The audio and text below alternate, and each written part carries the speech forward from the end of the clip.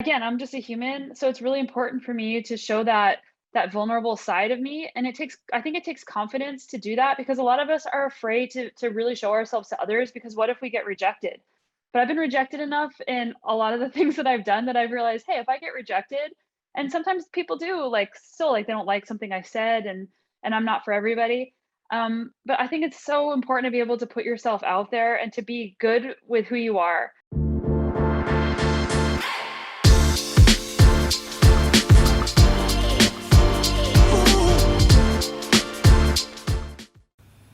This episode of the Smart Athlete Podcast is brought to you by Solpre. If you're active at all, whether you're running or simply out walking for the day, you've probably experienced one of the number one problems that active people have, and that's chafing. Solpre's all-new, all-natural anti-chafe balm solves that problem while feeding your skin the vital nutrients it needs to be healthy. If you'd like to stop chafing once and for all and treat your body right, go to solpri.com to check out the anti-chafe balm today. That's SOLPRI.com. Welcome to the Smart Athlete Podcast. I'm your host, Jesse Funk. My guest today does a lot of things. She's a woman I could only dream to hope to keep up with because she's doing so many things. And this is going to be a pretty probably action-packed 50 minutes here. So stick with us for the whole time. She is a pro mountain biker, also a world champion. That's very important to note. Founder of the brand Moxy Grit, host of the Sonya Looney Show, a health coach, and a mom. Welcome to the show, Sonya Looney. Thanks so much, and I'm so excited to be hanging out with everyone today. Yeah, absolutely. It's I've had a couple weeks off, coming back. Saw you had, I had you on my schedule for today. I was like, perfect guest to come back to.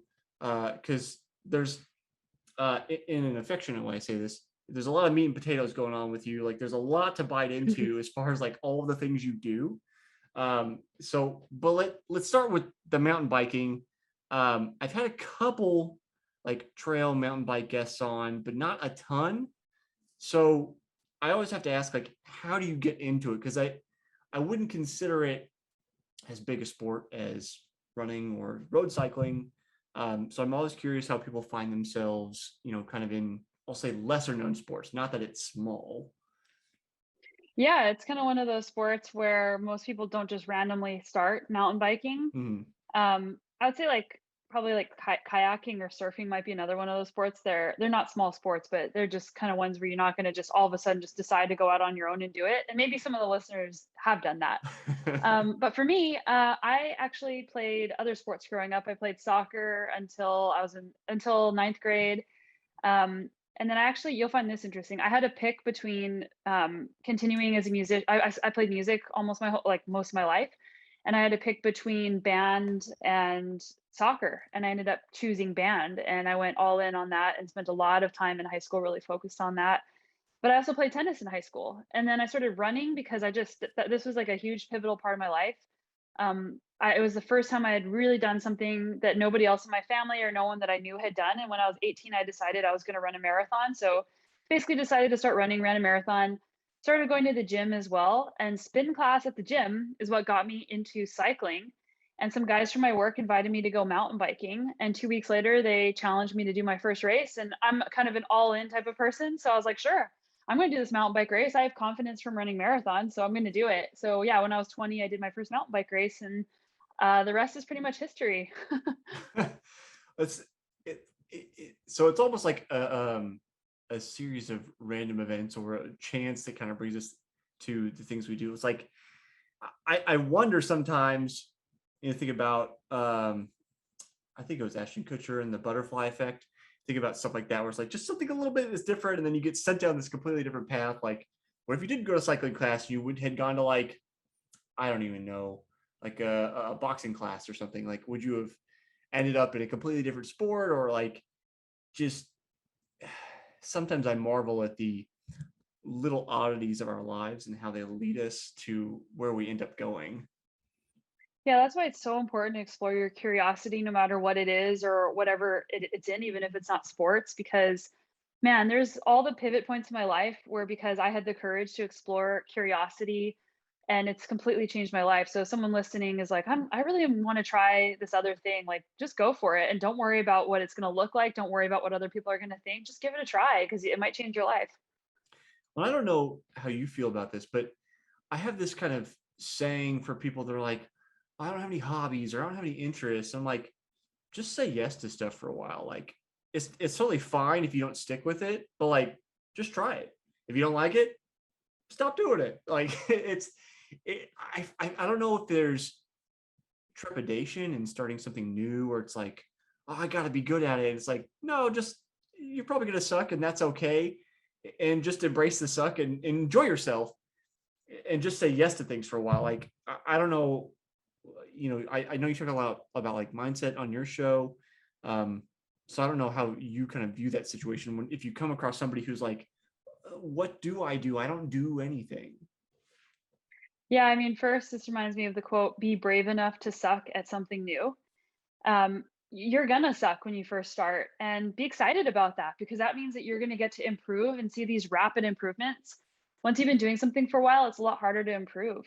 And also, guess what? Once you're doing something for a while, there's gonna be days where you still suck. Like I have days where, you know, sure I have all these accolades, but there's days where I'm not doing awesome out there. I'm just out there showing up. So I tell people just to show up. And if you're not sure of what you like to do, like you said, just be curious.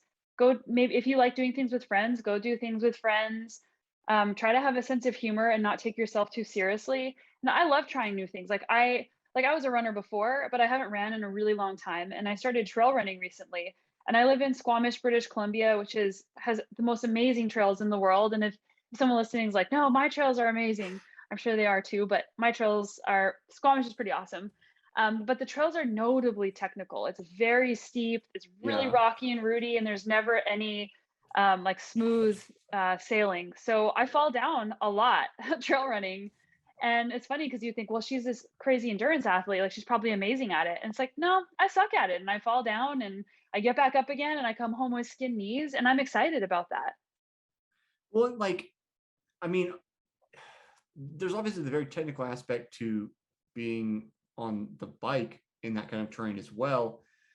I would assume at some point you probably still fall down here and there in that environment too, right? Oh, absolutely. I still fall on my bike and usually it's something dumb. It's like a lot of people who've been riding bikes for a long time, their worst injuries are just from like riding a really easy trail just because you're not paying attention. Just go like starting to coast and like, it's fine, There's no big deal. yeah.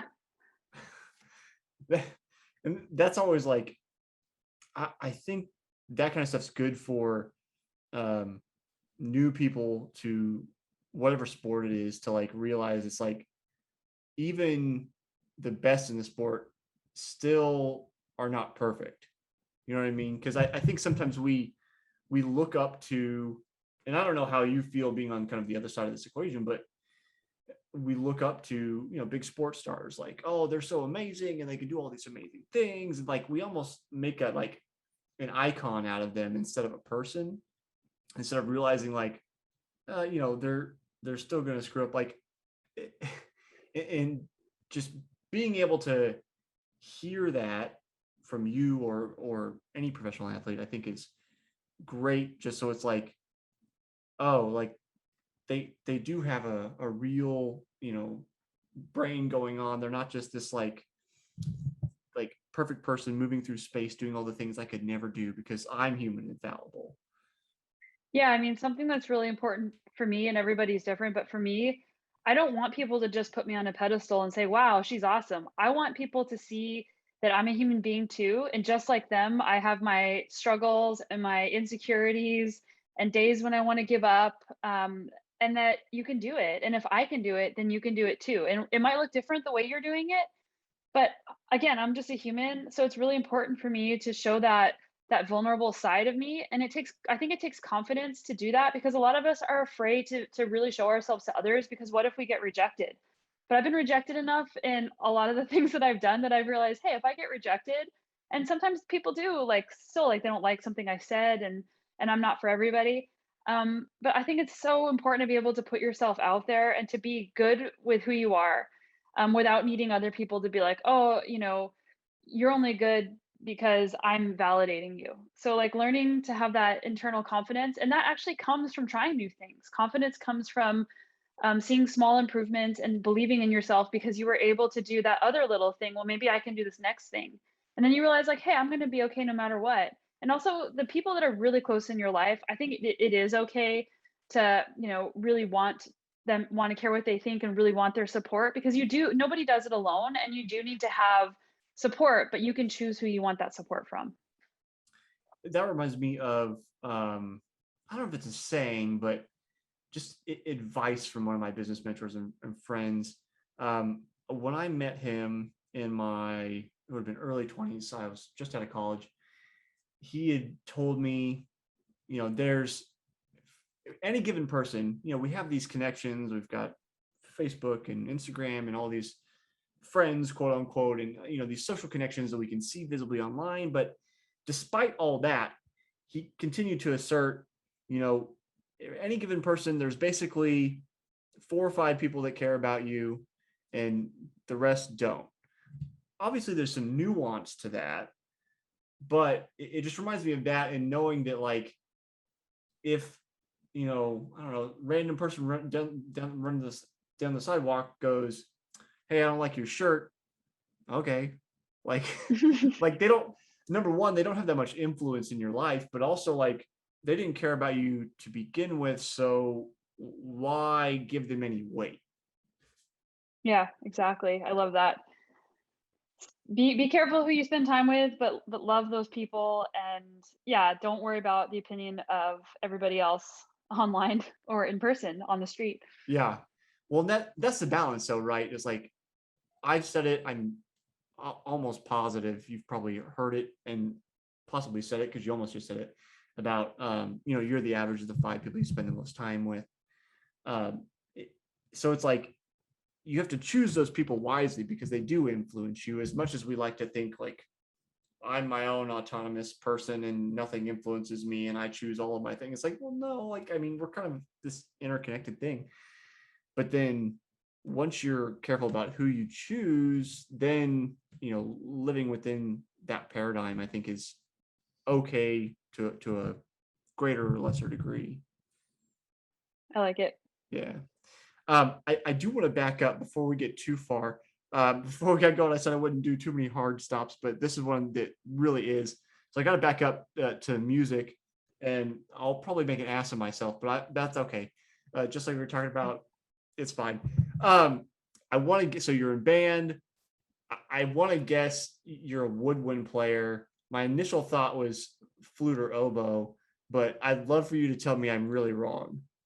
No, you actually are pretty much spot on. I played flute and I also played piccolo. I started in 6th grade, and honestly, I chose the instrument because I really looked up to my cousin, and that was the instrument that she played. So I thought I want to do that too. And I liked it, and I was good at it, and I loved, and I still love this. I have lots of musical instruments in my house.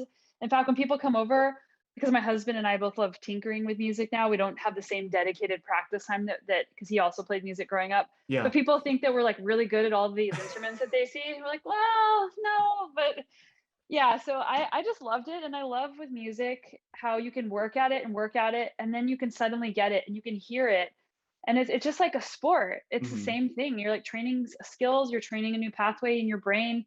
And what I really miss is playing in a group. And that's probably the reason why I stopped playing. And I thought about this because this also happens with some team sports in college for people. Like they do something their whole life and then they're out and then they have nowhere to go Mhm. if they want to do something in a group. And I remember looking for like a community, just like a community music like band that I could just go play music with because I really love that part. But yeah, sadly that isn't in my life like it used to be.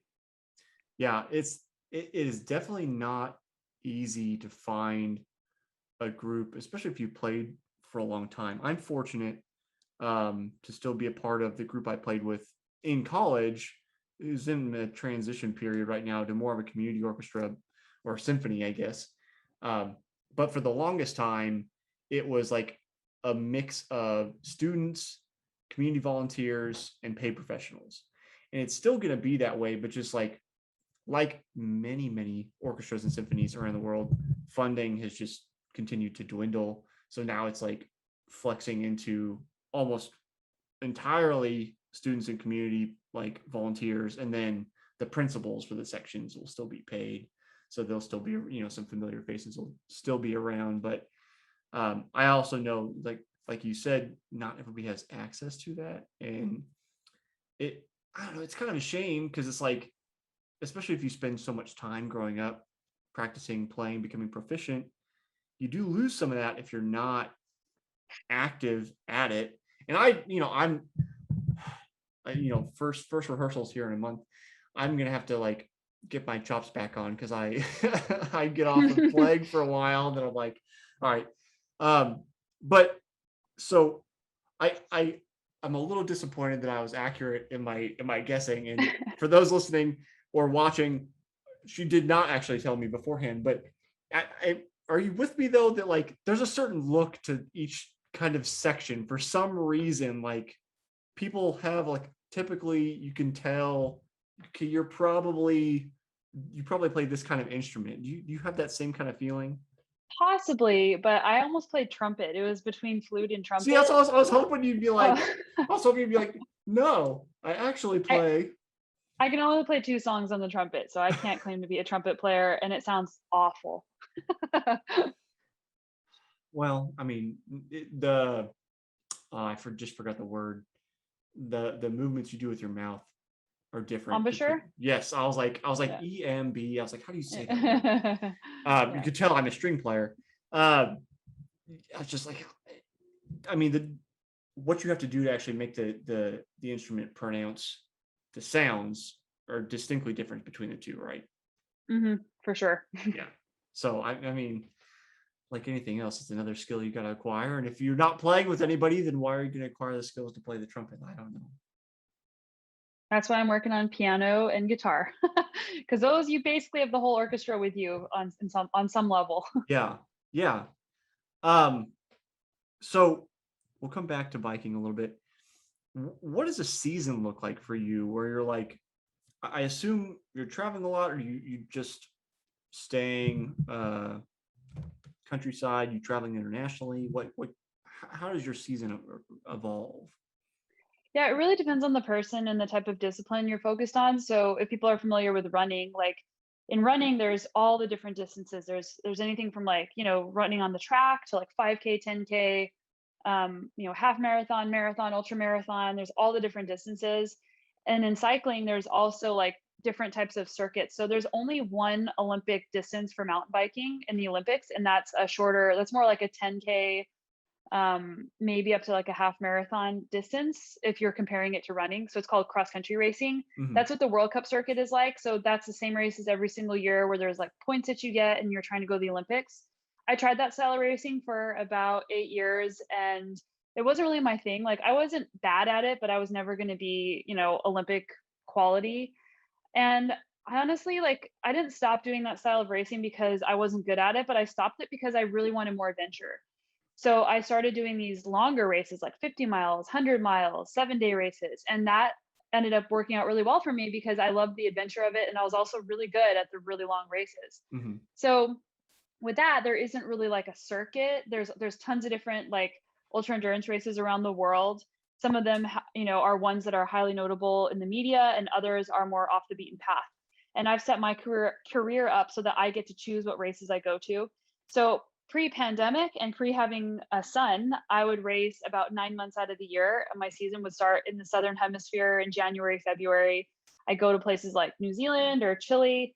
Sometimes in February, I would go to Spain to race, and then yeah. So my goal with racing was to just find the adventure. So some of the races would be domestic in Canada or the United States, but oftentimes I'd be looking for races um, all over the world. And I haven't raced in Antarctica, but I've either ridden or raced my bike on every continent. I've raced my bike in more than 25 countries at this point. Yeah, but it's going to look a little bit different now. And this was intentional. I've had the luxury of doing all of these events. So now, post pandemic, hopefully, I'll be racing probably 2 international events per year, and then doing the rest domestically. That way, I can have my son with me at the races. That, it's always nice when you can pick your own schedule. Um, Like I remember, competing in college, and you go to everything the coaches say, we're going to this, you go run that. And in some way there's a nice part of the simplicity of it where it's just like coach says jump, you say how high, and you just do it. But at the same time, then it's like when you have complete control over your schedule, you get to pick. I don't know about you, but I don't always pick like big races. I like big races, but sometimes I'll pick just an off the beaten path, oddball kind of race because it's like, oh, it looks fun. Like I just want to go out. Like I'm gonna go as hard as I can, but like there's probably not going to be a really deep field or anything. It's just like I'm going to go enjoy myself, kind of get the legs going for a little while. Do you do that, or you just say I'm only doing like competitive type stuff? I mean, it's going to be different, I assume, being a pro versus me just kind of going out for fun. I sort of sprinkle that in. So I'll do the odd event where there's not many people. Like the smallest event I've ever done, I think had 40 people, and it was in Mhm. Nepal. And the reason there was only 40 people is because that was the cap for the race, and it's the highest mountain bike race in the world, and it's Mm. actually dangerous to have more than that. But yeah, I kind of mix it up. Like I've done the biggest races in the world because I love having that really deep field of competition, because I believe that competition is an opportunity to make you better, because without that competition, you might not push yourself quite as hard. And for me, like, sure, I love winning races and I've won a lot of races, but it's about an effort that I'm proud of. And it's about going out there and maybe seeing a side of myself I haven't seen before. And sometimes that involves going to a race with only 40 people where it's in the middle of nowhere, where I'm pushing my limits in a different way. And sometimes that involves pushing my limits physically so hard where I think my tank is empty and I just can keep going and somehow pull out a result. So it really just depends, is the answer. And I try to have a balance of both because I like growing in different ways, and those different types of events provide different opportunities. Mhm. I'd like to get your opinion on. Um, so this question kind of involves a little bit of setup. Um, in that I have only won a handful of races over my 20 years of racing, but continue to enjoy it. So you might call me a perpetual loser. Um, but I'd like your opinion on if what your preference is. Would you rather not win a race and feel like you absolutely gave everything you could, or win a race, go really hard, and then go, did I give everything that I could? That's an easy one for me. It was the first option. I would much rather go and get the most out of myself and not win than go win and not get as much out of myself. And I've been in both of those situations multiple times. And sure, like it depends on what you're focused on. Like initially, I would say when I started racing, I really was focused on the outcome. I really wanted to win because I Mm, wanted people to like me. I thought people would like me more if I won. I wanted to be considered relevant, like all of those things, which is kind of embarrassing to say, but I think everybody can relate with that. yeah. But eventually it shifted and it was like, well, I really want something that's going to push me. And that's why I've been racing bikes since 2003, is because I love to see what's in me, no matter what the result is going to be. And again, I want to be proud of that effort. So yeah, I've won races and just been like, I don't feel very fulfilled from that. And having that experience helps me answer this question. Because some Yeah. people are like, are you crazy? Yeah.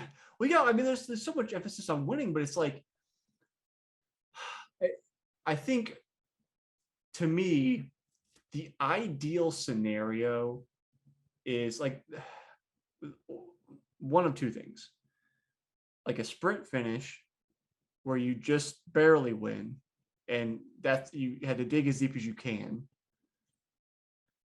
or like a come from behind kind of finish where it's like you didn't sprint, but it's like you still had to dig to overcome. You were behind at some point and you had to really work to get there. Like to me, those are the two scenarios where it feels satisfying winning versus like I've been at races.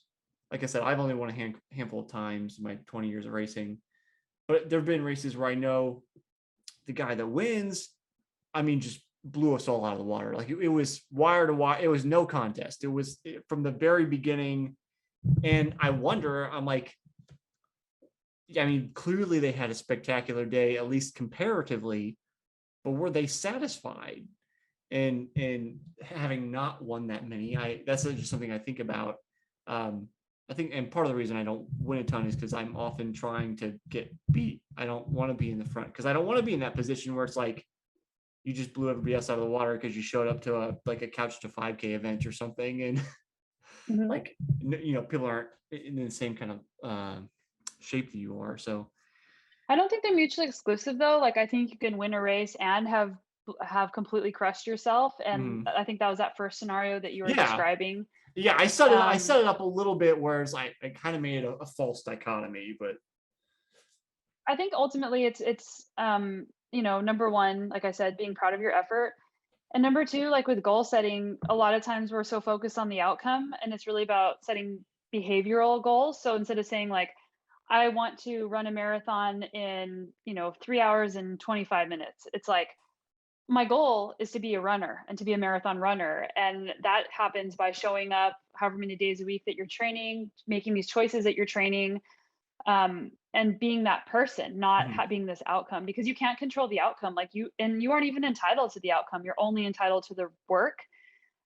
Which is why, like, I came up with this mantra that I think of all the time, and it's the work is the reward, and it's a reminder that the outcome is not the reward. It's the work part, because that's the part that you're doing every single day, and the race is just the cherry on top. Can you elaborate a little bit more on you're not entitled to the outcome? Because I Yeah. think that concept is probably alien to a lot of people because it's like, what is she on about? Like, of course I'm entitled to the outcome. I put in the work. So can you But you can you can't talk about that control a the little bit? outcome. Right. Like in an event, something could happen that, or maybe people are just better than you. Like just because you work super hard, that doesn't mean that you are entitled to win the race. There might be somebody else who works just as hard as you or harder than you, or maybe they had the most amazing day, or maybe you just had bad luck, or like there's a number of things that could happen. So if you're so focused, like I've been there, I've been focused on winnings, and you start playing not to lose, and you get tight and like you get negative, and it's just a really bad headspace. And the reason why most of us do this is because it's fun. And when you start focusing on that, it's not really fun anymore. Mhm. So yeah, you're entitled to the work. You can control the amount of work that you put in and the attitude and mindset that you bring. But there is no way you could say on race day when you line up to a start line, yeah, like I am entitled to this outcome, because you can't control that. That's the thing I find so interesting or amusing or something along those lines is like you're not the first person that I've spoken to that's kind of expressed that idea where it's like and I'm sure I've had coaches talk about it over the years. When I think about my coaches, I think about them just saying, focus on you and yourself, and like the time will take care of itself. So along with placement, like, you'll finish wherever you finish, and like if you put in the work, you get the best out of yourself. Like, let the chips fall where they may. But then I think about that in contrast to and I don't say this disparagingly, but just what I would consider the kind of like layman's view of sport, where it's like just so focused on like if we're watching like I watch our local soccer team, and so if I'm watching a match, focused on want the team to win. Like I'm not focused on did X, Y, and Z player have the best game or did they execute the plays well, but the internals of it is like when they interview the coach, it's exactly what he says. He's like, oh, they were playing well or they're not playing well. Whether they're winning or losing, he always talks about like, oh, they can fix this or they're doing really well, and is not focused on that outcome, even though like the interviewer is always like, how are you gonna win? How are you gonna like like Well, it that's the wouldn't be good. It projection. would. It wouldn't be good sports if the spectators didn't care about the outcome, because that's Right. why people are really passionate about watching sports. But the Right. players themselves, I mean, of course they want to win, and I'm sure that they are emotional and upset if they put in the work and they don't win. But in the moment, you can't be thinking about that. You got to be thinking about what can I do right now? What is the task at hand so that I can be my best? And you can control your attitude, your Mhm. effort, your actions, and your mind. You can't control what other people are doing. You can't control the weather. You can't control random bad luck that might happen to you. Mhm. And you can't control if someone's just better than you, and that's hard to swallow when someone's just better than you. And even with podcasting, like this is another example. Like, we show up every single week and we work our butt off to put out podcasts, and we love the process of it. Otherwise, we wouldn't do it because it is Mhm. hard to be consistent with a podcast. Yeah. Props to you. No, But you can I mean, props to feel you as well. If you so Sonya has a show, and as I mentioned to her before we were recording, she's like 140 episodes on top of where I am. So she's been at it even longer than I have. So don't let but her like fool you into thinking that she's with not putting the podcasts, work like in. you can't control where you're gonna fall on the chart. Right. You like relative to somebody else, you can't even really control like the amount of listeners. Like you can try and promote the show and just for me, it's like I just put out the very best work that I can, and I Mhm. hope that makes a difference in someone's life. But if I start comparing myself to other people or saying, why am I not this number on the chart? Then I'm so focused on the outcome. And that's something I have no control over. I can just put in my best effort, and Mhm. that has to be enough. Yeah. Well, I think that's the probably healthy way to approach it. In knowing that you said this earlier too, like sometimes people just aren't going to like you, and that's okay. And I think that's the same thing with the show. It's like, well, I think you and I both have a lot of things to say and excellent guests to share with people, but it's like each guest is not going to be for everybody, and the collective group of guests is definitely not going to be for everybody for various reasons. One of them may be just somebody's just not in the right headspace to receive that message at that time, even if it may resonate with them eventually. Because, I think we both on our respective shows talk about mindset a lot and that kind of genre of conversations. It's a big passion of mine to work on, what's going on up here. But I know some people may just be like, I just want to work out. I don't want to think about it. I don't want to like dig too hard into my brain. It's like, well, maybe the show's not for you. And that's okay. Yeah. Yeah. And like you don't have to do that. And it's not easy. Like I'm saying all these things like, oh, like don't be focused on the outcome XYZ. Everybody is in the back of their mind thinking about it. And it's not just like this thing you suddenly turn off. It's something that you have to work at every single day for the rest of your life, because in our society we're conditioned to be focused on the outcome and have our self-worth tied to that outcome. And it's just a continuous work of reminding yourself like this is what I'm here for. And when it's hard, even like another thing I love saying is this is what you came for. Like if I'm doing a hard interval workout or work is crazy and I'm stressed out about all these different projects I have going on, it's like this is what I signed up for, so I better appreciate that. Even if it's hard, you don't have to like it in the moment, but you just keep pushing, just like in a race. Like you're going to have peaks and valleys and moments you want to give up. What do you do in that moment when you want to give up? Do you give in, or do you push through knowing that it's going to get better and having that optimistic outlook on the bigger picture? I'm thinking about like, all the things you do. I got kind of several questions, but I don't know which tributary to go down here. First, I guess I'll have to ask, why did you start your show? Um, as you mentioned, it is a lot of work to put in to, week after week, do the research, show up, have the conversation, get it edited, put it out, do the promotion, all that kind of stuff. I mean, you're already racing professionally, you have your own company, you're, taking care of a young son, you got enough on your plate. So like, why? I mean, obviously the podcast came before the son, I guess, but still you're continuing with it. You've committed to it. I mean, why start it in the first place? Well, honestly, racing professionally isn't enough for me. Like Okay. I'm deeply tied to like why I get out of bed in the morning. Mm-hmm. And sure, initially it was like I got to be the best racer that I can be, but it's evolved so much more. It's so much bigger than myself. Is I want to help people be better every day so that people can feel fulfilled and happy and empowered in their lives to go for the thing that they want to do. Because I feel for whatever reason I've been able to do that, and I want other people to believe that they can do that too. And initially, that manifestation of that started in writing. Like I wrote for tons of magazines. I still write quite a bit. I just wanted to share my story initially to help people see themselves in the story and go do rad things. And they actually did that. So I was like, oh, wow, this is actually working. And then, social media came about after that because I had like a blog and all those things. And then Mm-hmm. social media came about. And then that was the vehicle to help people make these personal changes and explore their potential. And then podcasting came about, and I started mine about 4.5 years ago.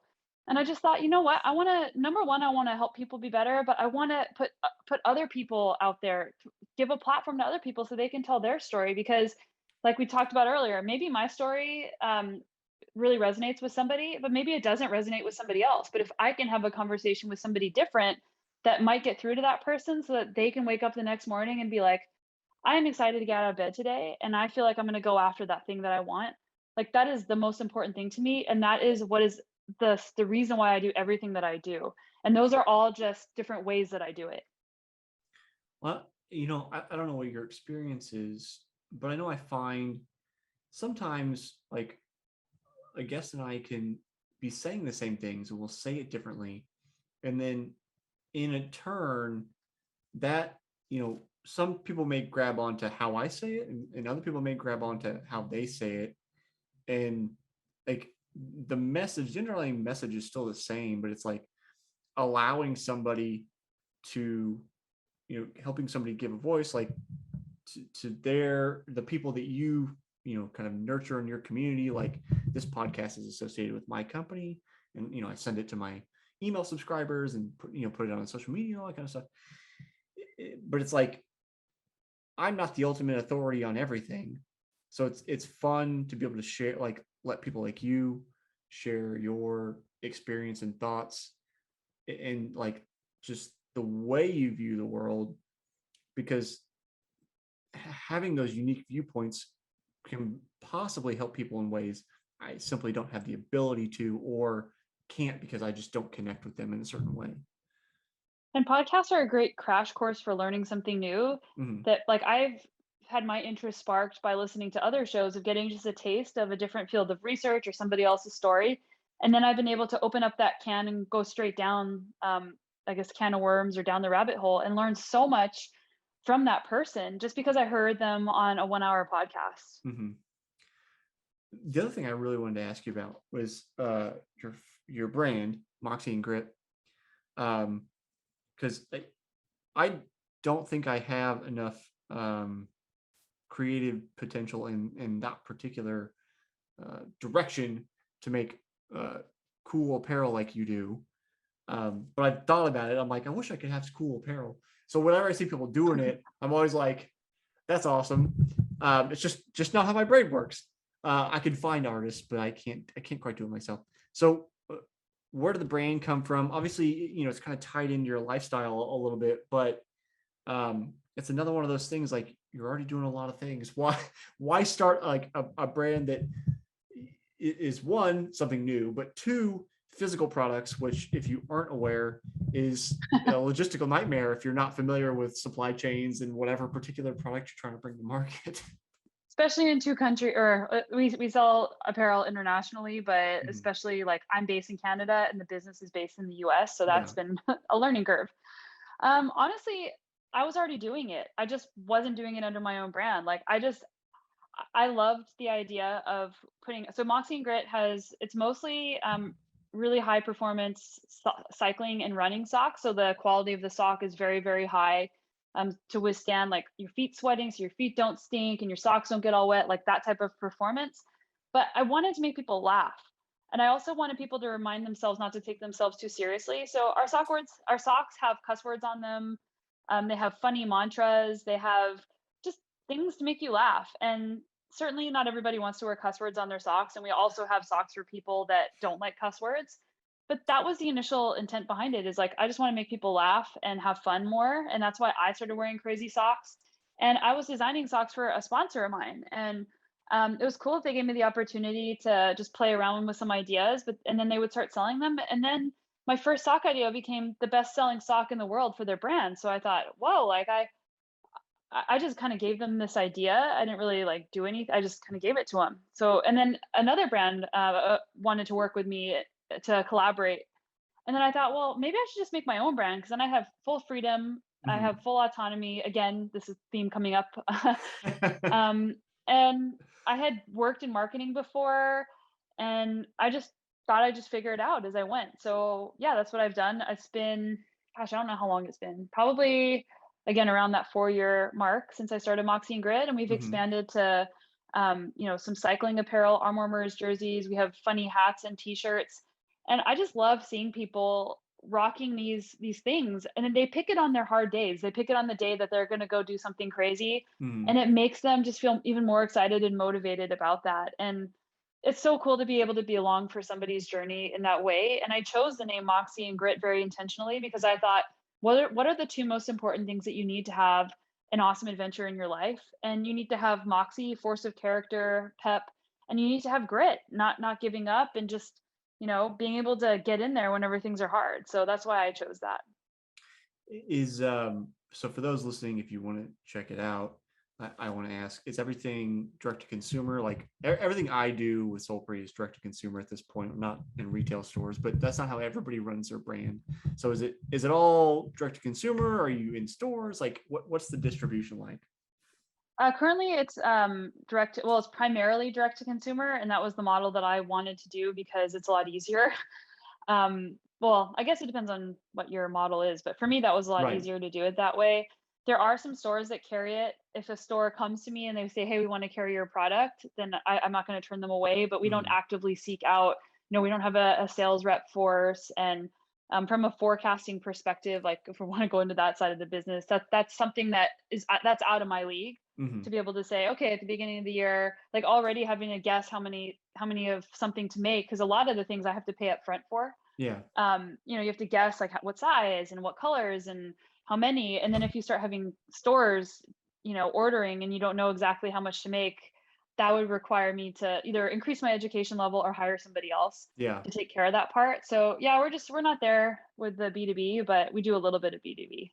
Yeah. I'm kind of the same way that you are. It's just like if somebody wants it, I'll discuss it. But it's just like I think that the part that people have a hard time understanding, and I have Canadian customers that want to order, and like shipping is ridiculous for very small items from the U.S. to Canada. Yeah, we And offer shipping to Canada and it's like it's nuts. And I used to yeah, keep a stock of socks and apparel at my house in Canada so that if yeah, Canadian customers wanted it, I could ship it. But then it was just getting ridiculous because then I'd like run out of something in the US and then I have it in Canada and it just was this huge nightmare. So I was yeah, like, sorry, Canadians, even though I'm one of you right now. Like I'm originally American, but I'm also now Canadian dual citizen. So yeah, it's logistical. It's just really tough, especially when you want an international market. yeah. It's like it's one of those things that I always find is tough because it's like I want to serve you. I want to help get this product to you, but like I also can't just take a loss on every order. So it's like Yeah. it's tough because it's like you want to, and then I have not infrequently Canadian customers go, oh, I thought maybe you'd be in some retail stores here or something, and it's like Mhm. just not that big a brand yet, or I mean reasonably big for how long I've been around, but a similar time from you, like 5 years. Um, but there's so many challenges. I was talking to my wife about this So many. earlier, just like when you're not. So for you listening, I know I'm way off the charts now. But just when you're running a brand, there's such a big journey from like I'm going to start this, bootstrap it on my own, to from there all the way into like national or international retail distribution. Like there's years or decades often of getting to that point.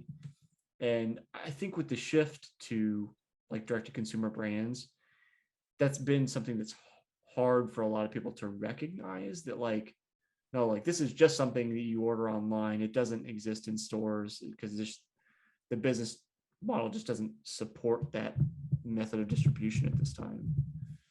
Yeah, for sure. It's definitely complicated, and also currency differences can be very complicated. Yes. People are like, Oh, "Oh, like why like it's too expensive. It's in US dollars." It's like, well, my manufacturing costs are in US dollars." yeah.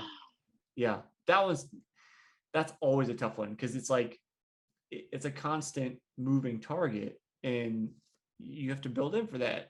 Like there's nothing you can do about it. It's just you're like both of us are costs are in US dollars. It's like, well, then my costs are fixed.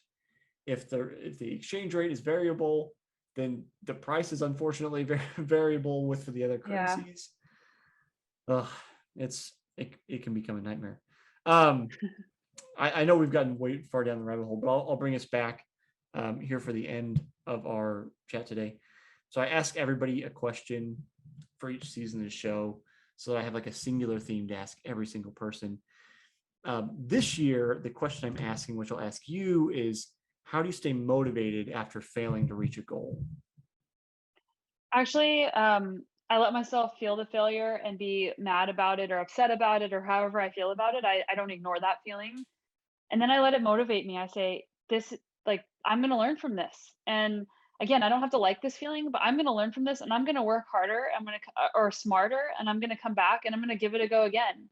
And then I also remind myself that failure is not proof that I'm not good enough at something. And a lot of times people think, oh, I failed, so I guess I'm just not cut out for this. But I think that the more you fail, the more you learn that this is part of the journey. Like a failure is not a sidestep from the path. Like failure is the path, and you have to fail your way to the top.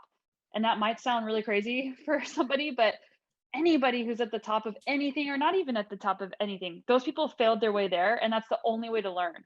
If it comes easy to you, it's only a matter of time before the bottom's going to fall out. So yeah, you have to think about how you want to view failure in your life, how you want to um, like pick yourself back up again. And every time you pick yourself back up again and keep going, it gets easier to do. I like the failure rate at the top. I think it really kind of edifies the mentality, right? Where it's like you just accept I'm going to fail instead of being afraid of it, embracing it, and just being like, that's the thing I've got to do. Not that you want to mess everything up, but just knowing things just aren't going to go well sometimes, and that's okay. Something else that I've had to learn is that you don't just stay at the top. Like you might Mhm. be at the top for like a day or a year or however long, but that is fleeting because there's a bunch of other people who are awesome out there who are working really hard as well. So it's going to be like if you're on a mountain range, like you're going to be sometimes you're on the peak and sometimes you're walking up the next hill wondering where the heck you are. So yeah, you just have to stay the course. Have moxie and grit. Yeah. Sonya, where can people find you, get to the show, get the socks, all that kind of stuff? My website is the best place to do that, sonyalooney.com. We're about to launch a new website that we've been working on for quite some time, so I'm very excited about that. But yeah, you can find my podcast, you can find my brand, you can find my writing, you can sign up to be a client of mine for health coaching, which is all about behavior change. I'd love to hear from you guys. I love connecting with people. I read every single message that you send me. I answer all the comments and messages on Instagram, which is at Sonya Looney. And yeah, thanks so much for the opportunity to have me, Jesse. Absolutely. Thanks for hanging out with me today.